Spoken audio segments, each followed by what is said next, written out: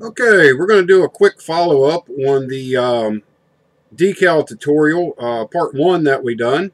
When we left off on the end of that tutorial, we had applied this decal to the roof and had the micro set on it.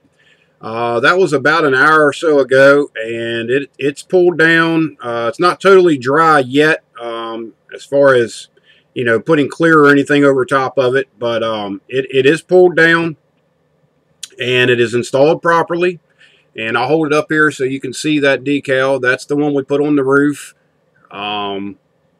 Looks real nice, especially right there. It looks like it's painted on. Until you take the body and rotate it, you can start to see the carrier film around the outside edges of it. For you guys that build for yourselves, and just display stuff on your own shelf at home, this would probably be the perfect decal application for you. So if you can take the techniques that I've showed in this tutorial and put them to use on your builds, this is the way it's going to turn out, and I think you'll be real happy with it. On the flip side of that, for anybody that is either in competition or looking to go to competitions, the only way that you're going to have a fair shot at really getting on the podium is this decal has to be clear coated over top of and then wet sanded and buffed, so you cannot see any of that carrier film around the outside edge of it. But like I say, that's just for competition purposes, or for somebody that just is particular like myself. My very first model that I built for competition, I laid the decals on just like this. And when I went into my first competition, my first show ever, I started looking at the way some of the decals were applied, and I'm like, well, why do mine not look that good? That's because the other ones I was looking at on other people's builds were clear coated over top of. It makes a huge difference in the appearance of the decal and the overall appearance of the model.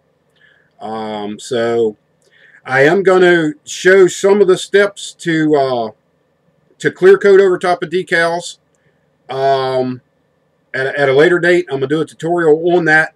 But as of right now, using your micro set and your basic application of decals, this is what you want to end up with.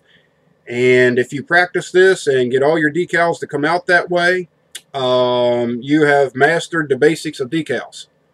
The next tutorial that I'm going to do, I'm going to work on getting a decal to conform into this area on the hood here. Let's see if I get this thing turned around. This area right here where the NACA duct is, I'm going to run a decal off the hood, across this NACA duct, and around this compound curve right here. Micro set will probably not pull that down, so we're going to have to go to the micro saw, and there's a few other techniques that have to be done to get that to work properly. So, but we're going to do that in part two. Like I say, this is just a follow-up on what we did in part one, and to show you what the finished product looked like. And if you have any questions or need to know anything else about how to do this part of the procedure, just leave me a comment, and I'll be more than glad to answer any questions that you have. So I'm going to start working on part two of the decal application tutorials, and that should be ready here in the near future. So until then, I'm going to leave you with that, and have a try at this and see if you can get it to lay down just like this. Like I say, if you do, you've pretty much mastered the basics of decal application. So until next time, I'll leave you with that, and thank you for watching, and we'll talk to you later.